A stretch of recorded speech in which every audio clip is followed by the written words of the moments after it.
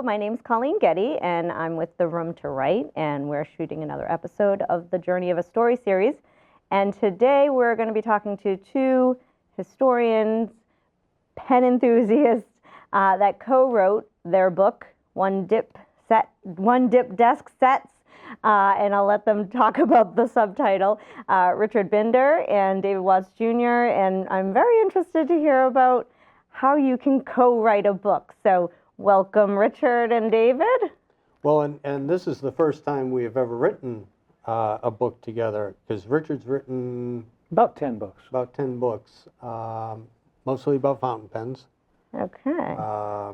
And we have a wonderful array here. We do. Well, some of these are have been acquired for the book, and then we have also fountain pens. We're both fountain pen users. I, for one, cannot write with a ballpoint legibly or comfortably. Okay, so actually that goes right into my very first question is, usually we start off with just asking like the actual tangible format of your writing. Mm-hmm. I have a sneaking suspicion it wasn't on a laptop. I don't know about for Richard, but maybe each of you can just take a quick minute just to explain how physically you write, because I feel like your answers might be most interesting that I've had. Well, I do a lot of magazine articles. Okay. I do the photographs and the text for the magazine articles. And so it's a package deal. I've never been able to think on a keyboard, ever. I was never allowed to learn typing in school because I was in college prep, and you had to be in business course to get typing. And so trying to compose on a keyboard is a particular type of hell. So I always handwrite in longhand with one of my fountain pens, and when I get it to where I want it, then it gets typed in. Okay, amazing. So you know how to type now? No. Oh, you pay somebody to type it? It's still a painful experience, okay. And it's slow. Yeah. Richard, how do you compose your writing? Well, I started working in the computer industry in 1971, and you can't really work in the computer industry as an engineer without being able to type. Now, I never learned typing in school because I was male and only females were allowed to learn typing. Wow. So I just sort of picked it up, and sometimes I use the right fingers and sometimes I don't. But I invariably write everything on a keyboard. I have a laptop that I'm pretty much joined at the hip with.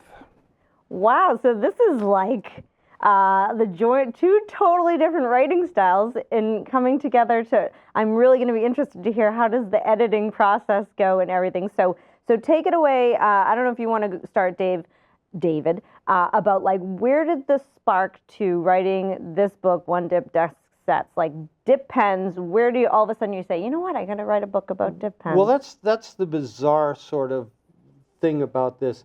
I had one of these sets, this one here, for years.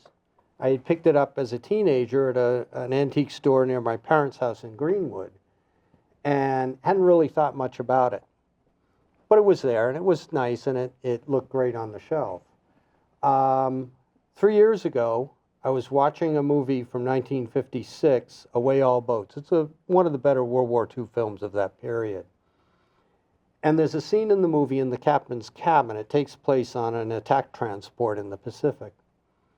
And in this scene, now I'm looking at the scene of the two actors talking, and my eye is drawn to the left side of the desk in the frame, and I'm going, what is that?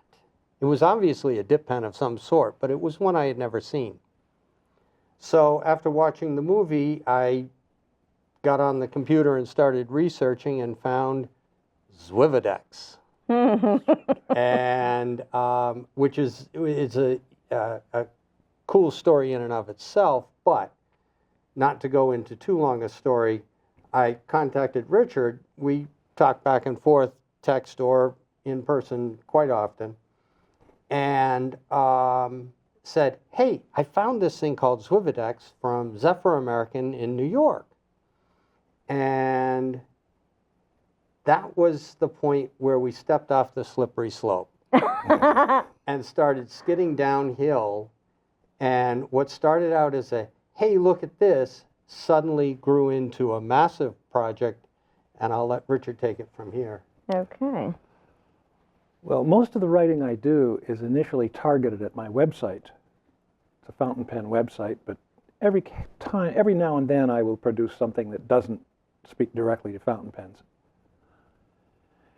And I can frequently turn that material into something that will work in Pen World magazine. I've been writing for Pen World. I have 60-some articles in Pen World. Okay. Some of those articles are series. So when David brought this idea of this Swivedex pen set to me, I said, oh, we got to find out more. And went looking. David and I research things in similar ways, but we often hit different sources. And I hit a source that explained where that Swivedex came from and when it came from it.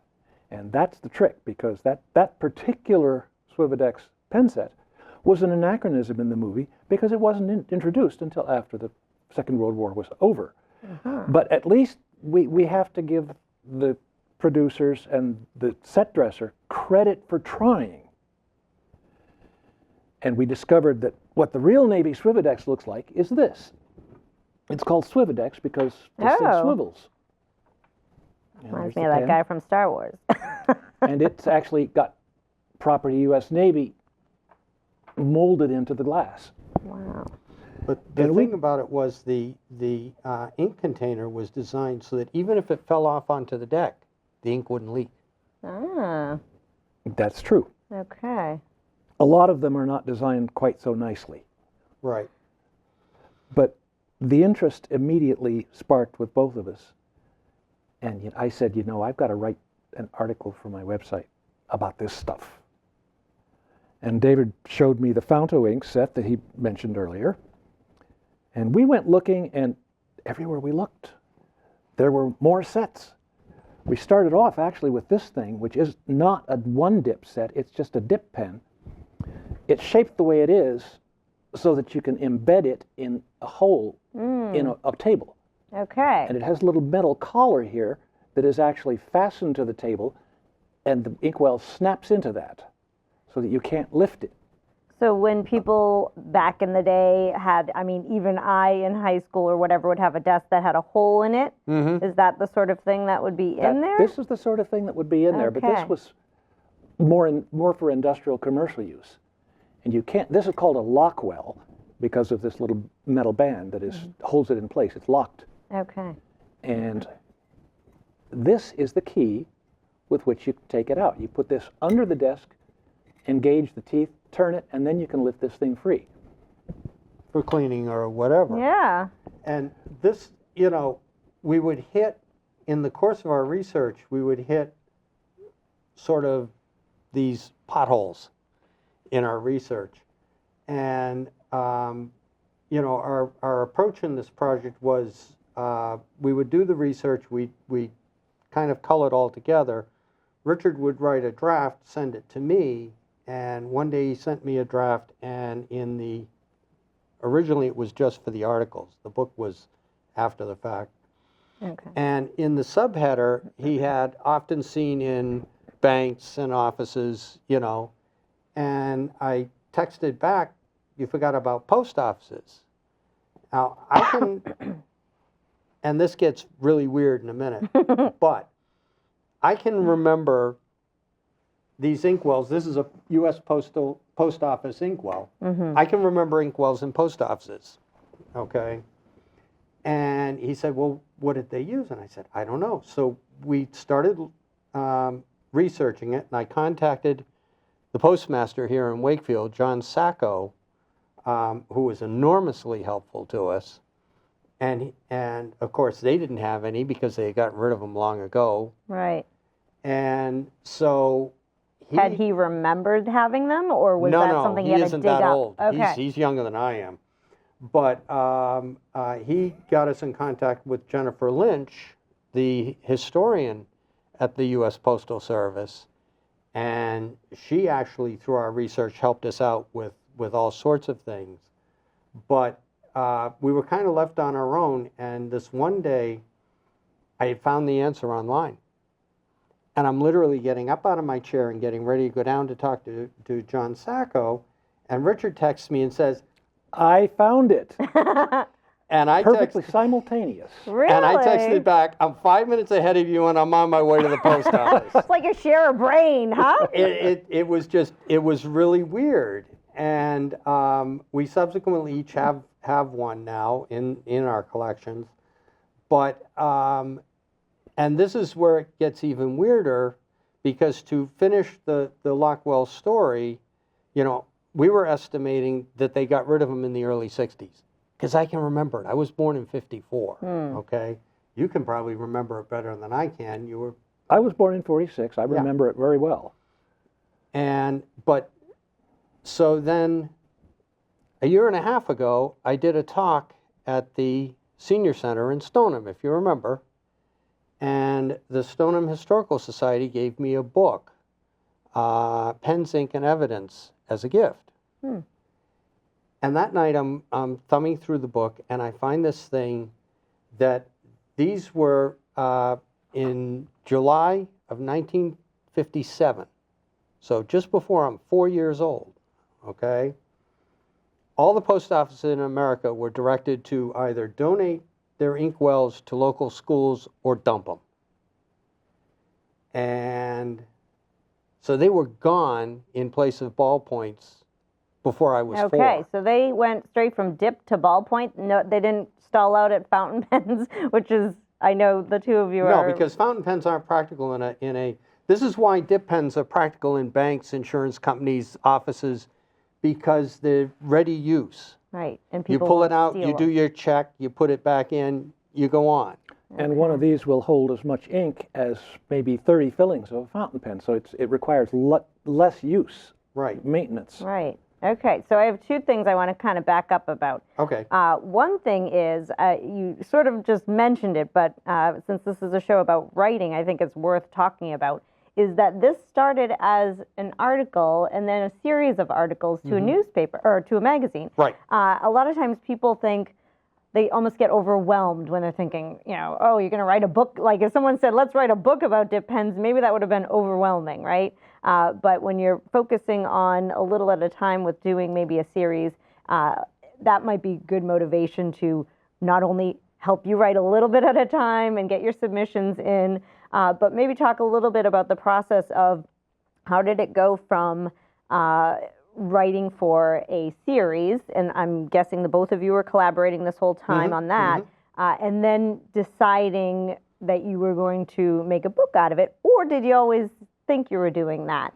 No, we had no intention of doing a book at first, but when we discovered that we had about half again as much material as would be able to be used in the series of 6 articles, we got to thinking, what are we going to do with all this extra material? Now, it can go on my website, but hey, you know, maybe this is a good one for a book.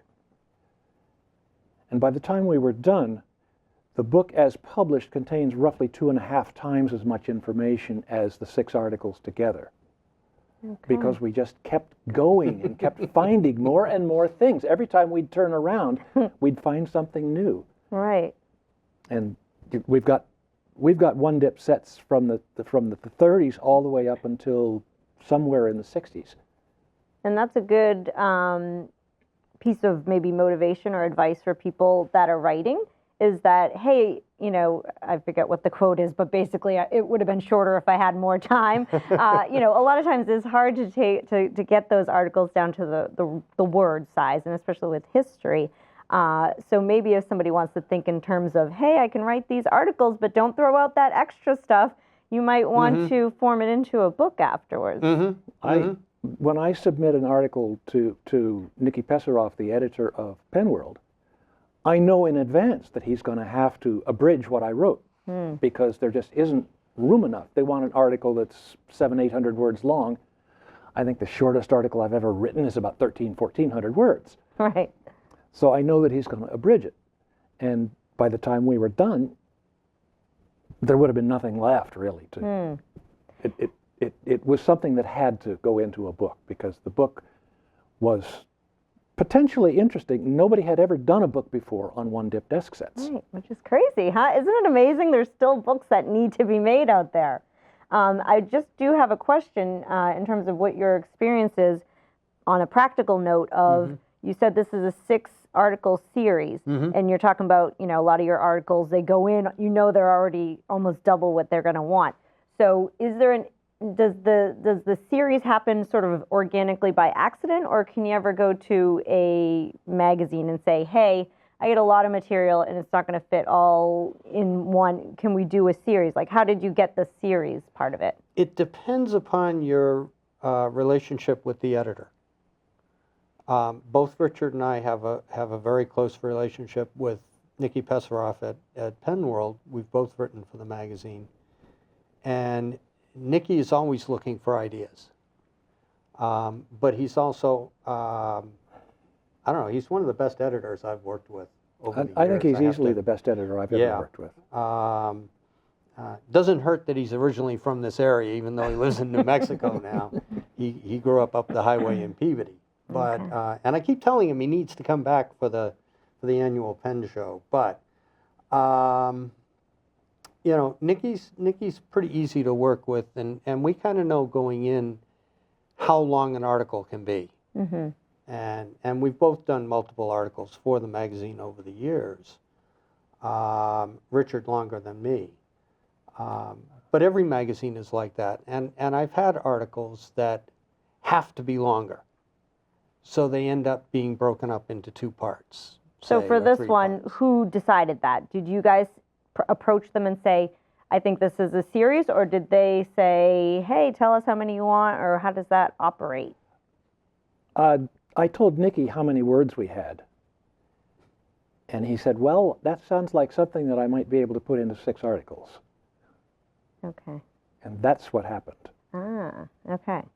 And that goes back to your point about having a good relationship with the editor. Yeah. And then the other thing I wanted to talk about, too, that you guys touched on, that I think is worth mentioning again, just to people, especially if they're interested in writing about history or true events, is the internet can only take you so far. And then you got to get your boots on the ground and go to the post, start using your imagination to reach out to actual local people or historians. Maybe talk a little bit more about the research and how did you start to figure out, okay, there's this much, do you say, I'm going to spend this much time online and then I need to just, do you cap it, or do you just sort of, does it flow?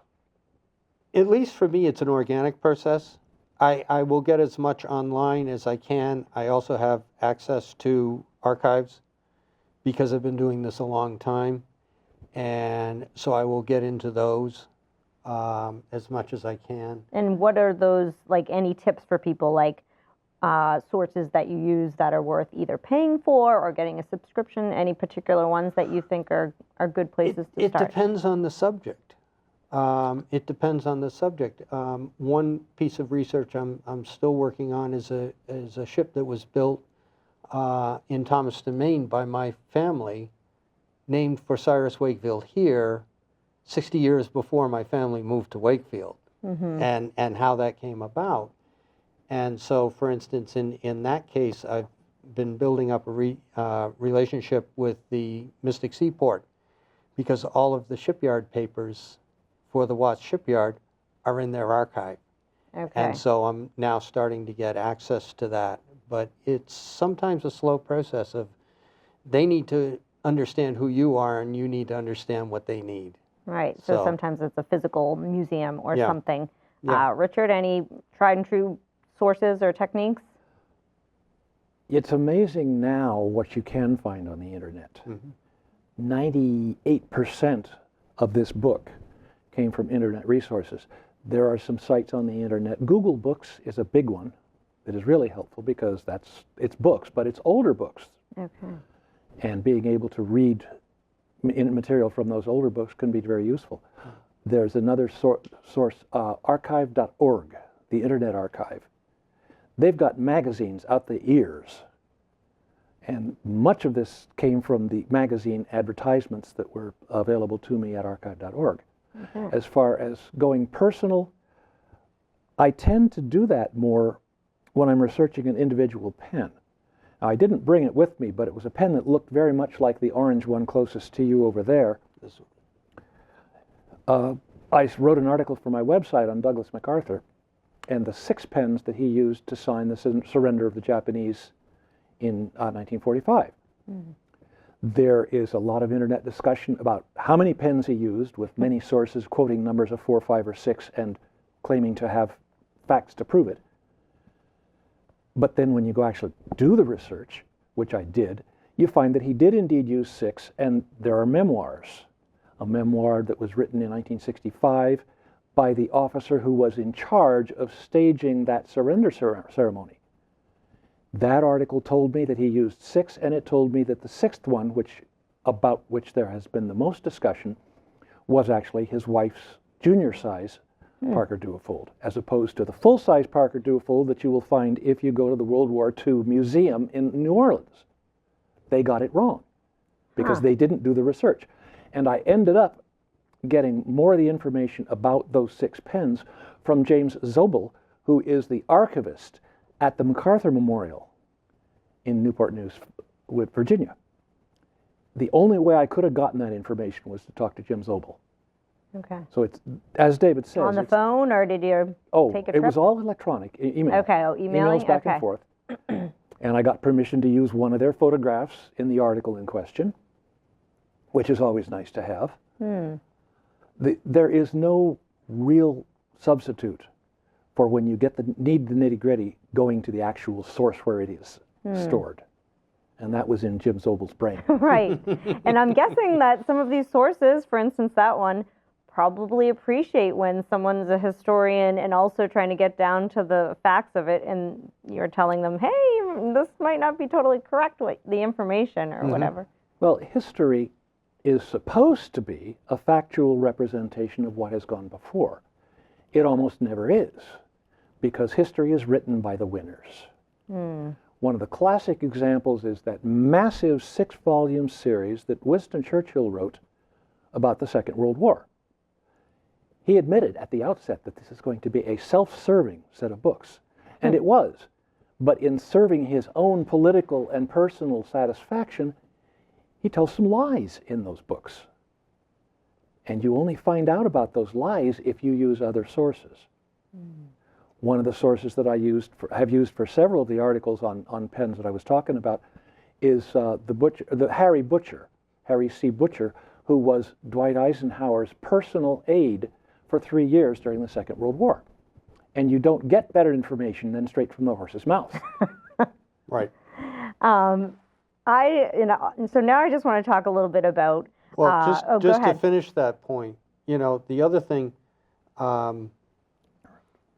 doing journalism, photojournalism, and regular journalism here and there over the years, one of the rules has always been you have to have 3 disconnected sources to consider something a fact. Okay. And not enough historians today especially follow rules like that. In the case of these, we also searched thousands and thousands of patents, which is how we learned about some of these sets that weren't otherwise visible to anyone. Right. Like this one. Like that one. Nobody knows anything about this today. And what's that one? This is called a spill-proof. SPIL-PRUF. And it features the same knock it over and it won't leak. Okay. But it's all molded plastic. It was made in the 50s, and nobody knew anything about it until we went looking for it. Now there are some spill-proofs that are showing up on eBay for sale. But one of the things we found was an article about the spill-proof in Popular Mechanics magazine. They did a little box article on the technology of it back in the day. And it's things like that. But it's also we went through thousands of patents to find what we did. Right. And we've archived all of those patents that we went through. And it's amazing. For instance, you were talking earlier about the desk with the hole in it for the inkwell in school. Okay? There are probably 300 patents for that one inkwell. Yeah, right. Over the course of the years. And there are probably 250 patents for desks Right, have the with hole. the ink well, right. Yeah. Some with a chair attached to the front and some Right, not. right, right. And it's the sources like that. Patents can be fascinating, because you see the evolution of ideas through the patents. Spoken like a true historian, patents can be fascinating. But speaking of fascinating, it's not getting lost on me. When you were talking about the 6 pens, and he always used the same 6 pens. I think probably part of what draws you to this is pens are so personal. Right. And I mean, we've come a long way. Now it's mostly like laptops and devices, and yet still there is some taste differences there, but not nearly as many as when pens were a thing, right? So I don't know if you want to talk a little bit about, just because that is your forte, and I know this is a writing thing, but people use pens to write, what you find, like the personal part about even just discovering about different personal preferences for pens. Yeah, that's a long one. got this one. Go ahead. Go ahead. This pen belonged to my grandfather. It's personalized. It has his name on it.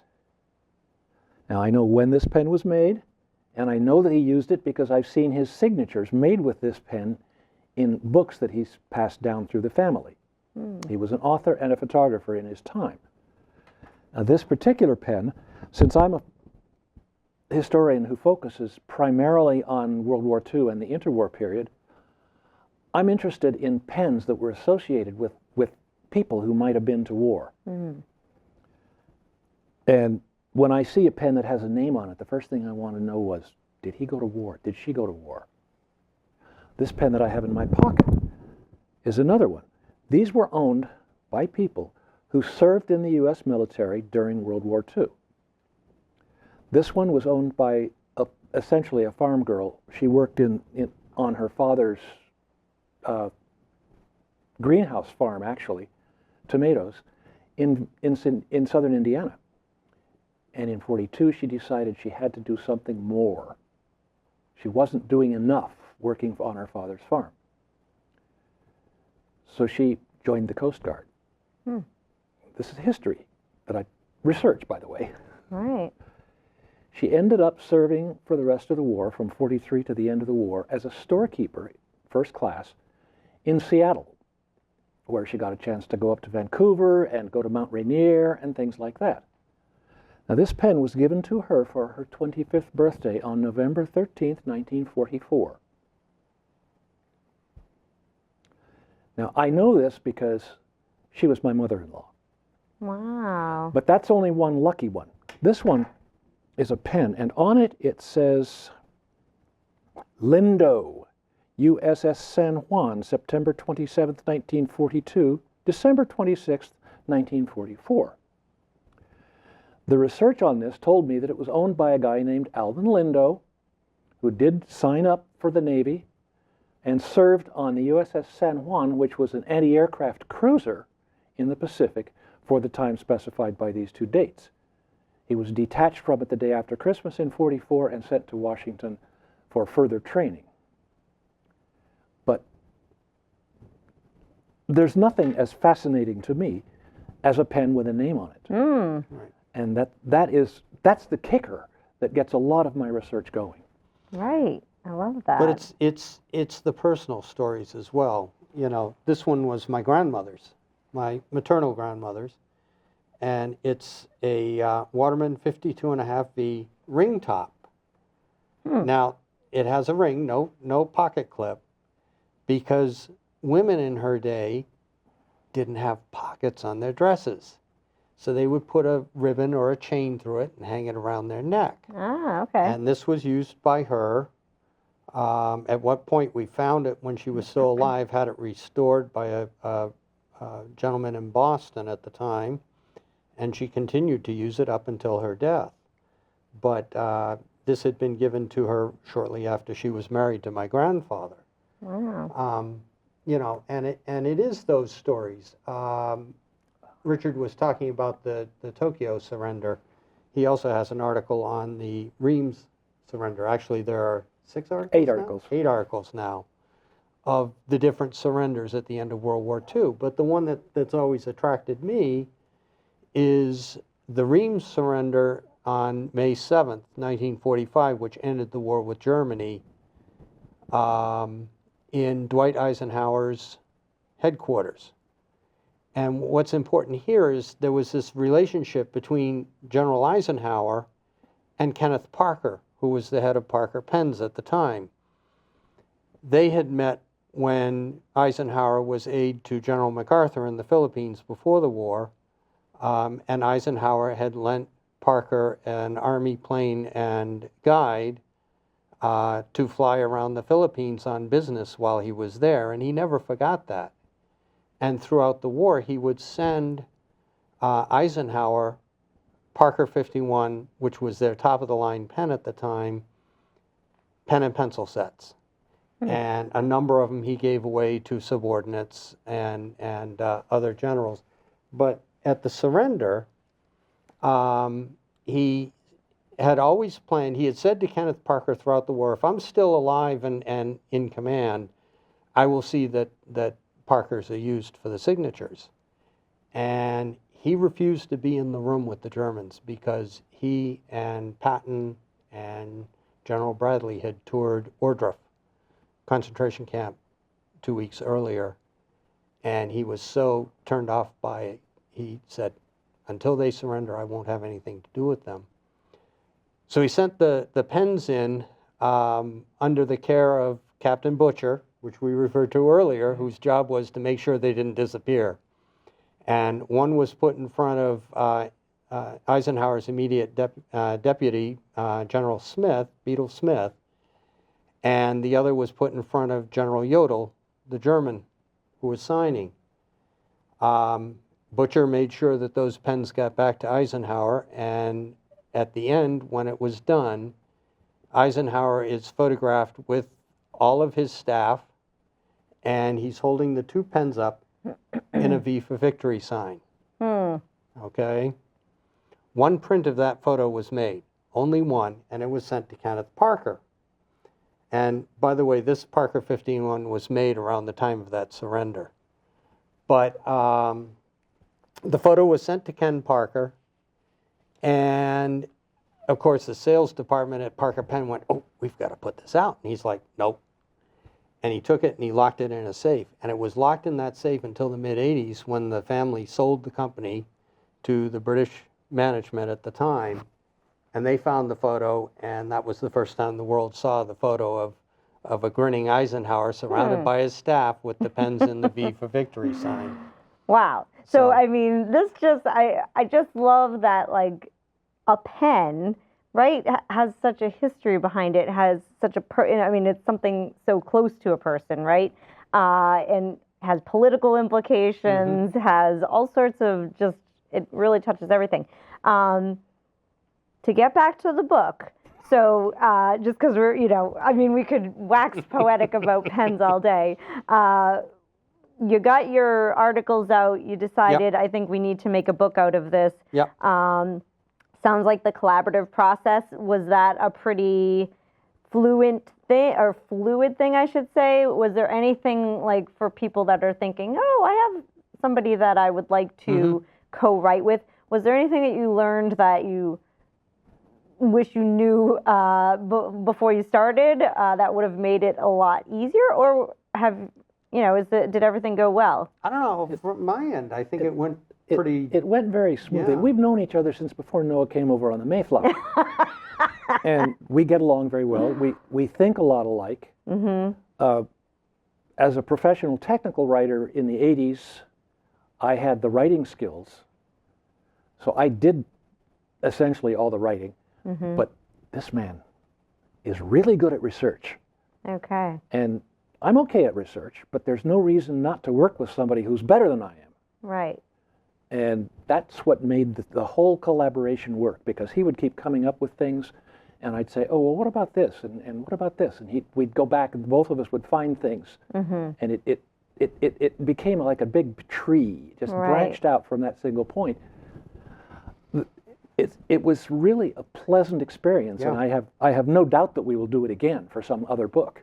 Okay, and where you both had a history together, you might not want to jump into it with somebody you don't you haven't worked with yet because it could get. It could get probably- really squeaky. Yeah, it can.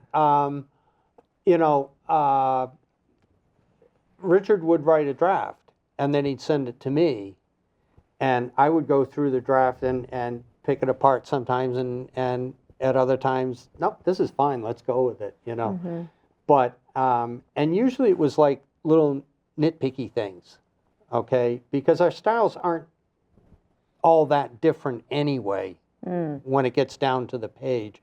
We're both trying to tell a story in as descriptive a way as possible so that people who read it go away with more information than they had before they came into it, and maybe a greater appreciation for what the story we're trying to tell. Right. And for history, I'm curious, is this like did you decide, you know what, we're just going to stick to the facts, or is there some, were you trying to kind of engage the reader with any sort of stylistic type things? Or is it just we're reporting the facts as they are? Neither of us is into stylistic tricks. Okay. Okay. And in fact, and I think Richard would agree with me, I get very peeved at historical writing that uses tricks. I want the information. I want the information as thorough as possible. I want the information as contemporaneously as possible for what they're writing about. Primary sources. Primary sources always are, and part of it is also understanding whether what we have is actual fact. And again, I go back to the journalistic standard of 3 disconnected sources. And I would think having 2 people, too, is actually kind of an advantage for a historical piece, because if you didn't catch it, he's going to catch it, or vice versa. Well, a quick example of that, we had breakfast at Brothers today, and then we walked down to the Civic Center, which used to be the Armory. And as you go in there, it's the Americal Armory. Now, the Americal was a division in the U.S. Army, the only division ever assembled outside the United States. And one of us, I'm not going to tell you who, because it doesn't matter, said one of the only 2 divisions that ever had names. And the other of us, again, who I'm not going to tell you who it was, said, wrong. And so immediately that draws the attention of both of us together. Right. Because there were 3. And it was Right. the Americal and the Yankee and the Rainbow Division. Those are the 3. Okay. And right, so then you have 2 people that are kind of out there to catch the facts. We have 2 people who are very, very interested in accuracy. If it's not accurate, it's not history, it's somebody's story.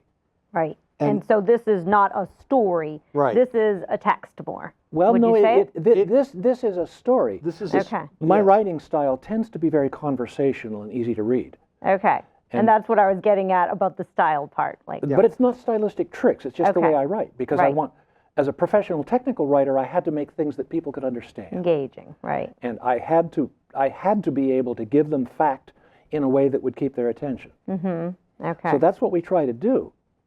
And it works really well that way. right. Yeah. And, it's a lot of historians can be lazy, as we've found with some of the books that we've used for research over the years on different aspects, especially of World War II. When I was teaching a course in filmmaking here many, many years ago, in the late 90s, looking for a subject to kind of focus on, I was driving down the lake to go running one day and went by a statue I've been by thousands of times in my lifetime, and that's the hiker on the rockery, and wondered about the story.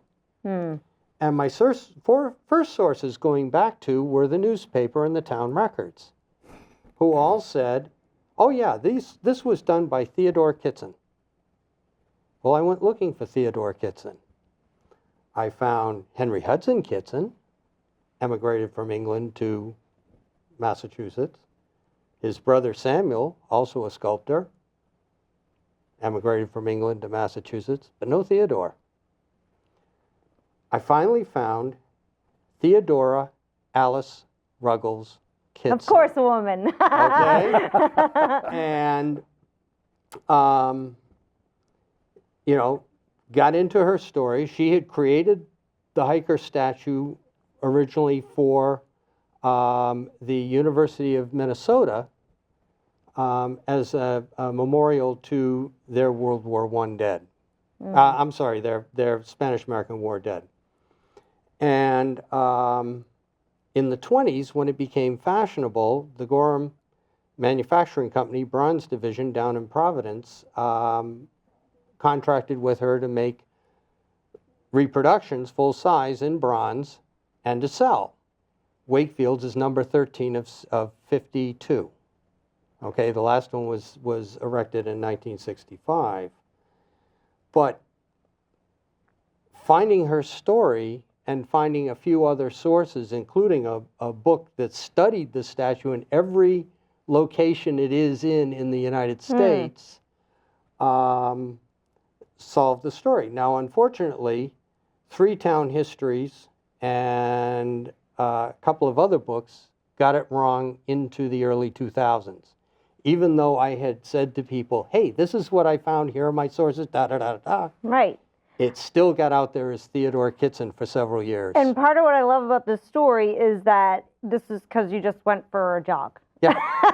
You know, so when we're talking about, you know, where do people find the inspiration to write their article or a book, you know, just open your eyes, and sometimes just your own curiosity will just spark that interest and will bring you down, and your curiosity will bring you to find the story, right? Right. So it sounds like maybe there's a few more books you guys have in the pipeline. So to draw it up, only and especially because we're talking about history here, and I'm not always interviewing history authors. I don't know if you want to just, in a quick sort of summary, talk about the bibliography and anything in terms of like how to make sure you're keeping track of where you found things and how do you cite them in the book. Well, that was something we did right from the beginning. I've always made citation with, as necessary, with footnotes at the ends of my web articles. And it frequently gets written into the text when the articles like that go to the magazine. For this, there are a lot of footnotes. And there's also a series of acknowledgments in the front thanking the people who have helped us with the book. Okay.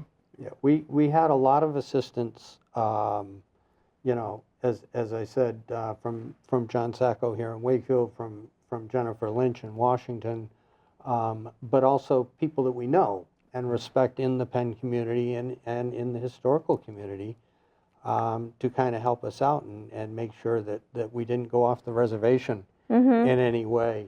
And any opinion, footnote versus endnote, or is that a hot debate? Footnotes are traditionally put at the bottom of a page in printed books. The extent of footnotes that we have in this book is such that you'd have this much reading material and this much footnote on a page.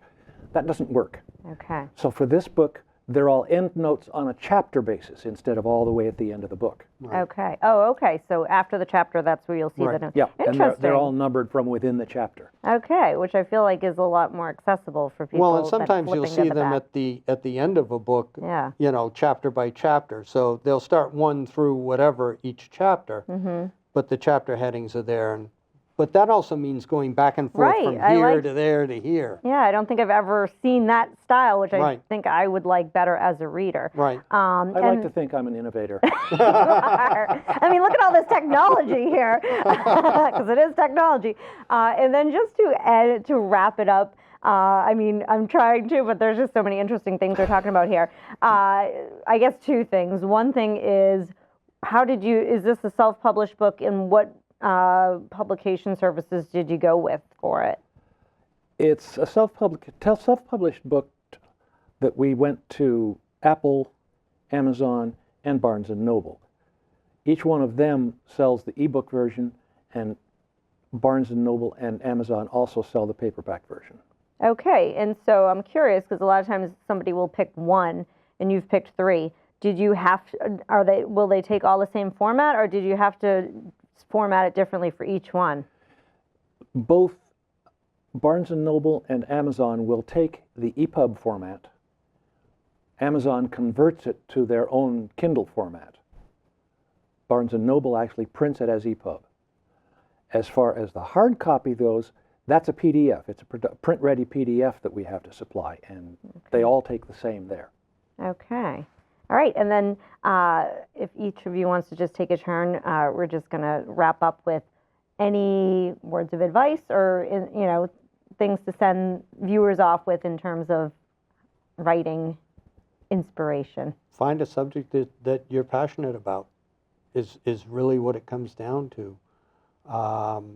This was a surprise, I think, to both of us because we both are users and lovers of fountain pens, and this was kind of, taking a sharp right turn into a territory we hadn't gone into before. But at the same time, we learned a lot that was unexpected, but we learned about a world that doesn't exist anymore. In a lot of ways, and in some ways it's very sad because they had a usefulness. Technology moved past them. Yeah, yeah. But David's suggestion to find a topic that you're passionate about. We're passionate about fountain pens, he said, but we're also both of us passionate about military history.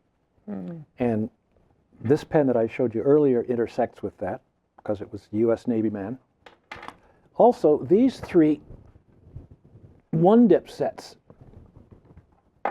intersect with that. This one is U.S. Army Air Forces, World War II. This one is U.S. Army Air Forces, World War II, and this is U.S. Navy, World War II. They made contracts with the various manufacturers. So there's an intersection. If you can find a place where your passion intersects more than one topic, Right. you can really enrich the subject. Right. I have an interest in ocean liners, transatlantic ocean liners specifically. And, the great ocean liners from the 1900 until the the SS United States in the 1950s and 60s. And so this one is United States line, which was the SS United States. We haven't seen any other examples of, for instance, Cunard or the French line. Or White Star. Or White Star. Doesn't mean they aren't out there. We just haven't found them yet. But this one, oddly enough, came from Australia. So it went a long way before it circled back. Right. And I guess to both of your points is like, if you find something you're genuinely interested in and it happens to also involve something else, clearly it's going to propel itself to do the research almost. You don't feel like it's grueling. So no, my work in photography led to, we document events out at the American Heritage Museum out in Hudson. And particularly, we were out there just recently for the Battle of the Bulge 80th anniversary. And to solve a logistical problem some years ago, we donned combat photographer uniforms. That was we're not reenactors. We're there specifically to do the event. But we had to get in a position where we weren't crowded around people who could potentially get hurt with what we're doing. But at the same time, it allowed us to go into the research, so now we can talk to people about what combat photographers did. And a lot of people don't know that there was such a thing during World War II. Right. Despite the plethora of photographs available. Right. People don't know who made them. Right. Interesting. So we get to tell that story. Just like I don't show up in my own family history. Because you're too busy. We always know who the photographer is in the family, right? But by the same token, now we've expanded that because they expanded their events to the Battle of Saipan. So Richard stayed with the Army in that one, but knowing what happened to the British troops during the Battle of Bunker Hill 2 summers earlier, I'm like, I'm not wearing that uniform in July. So I switched to the Navy Aviation Photographic Unit, which is a whole nother fascinating story. And I was going to say, And we're not David, going into it. we can't do a 6-series But television show here. that's even yet another story. So Right. we keep going down these little rabbit holes and finding these bits of information. That's great. And That's I think fun, what turns right? us on the most is the histories that are the least known. Right, right. You know. I think because it's like buried treasure, right? Yeah. Absolutely.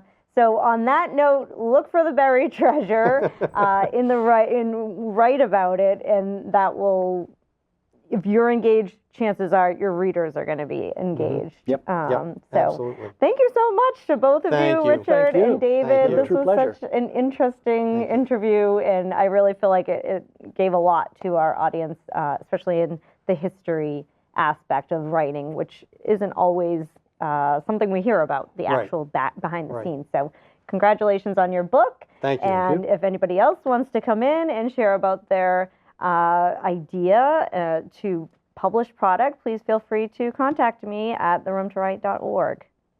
Thanks again. Thank you.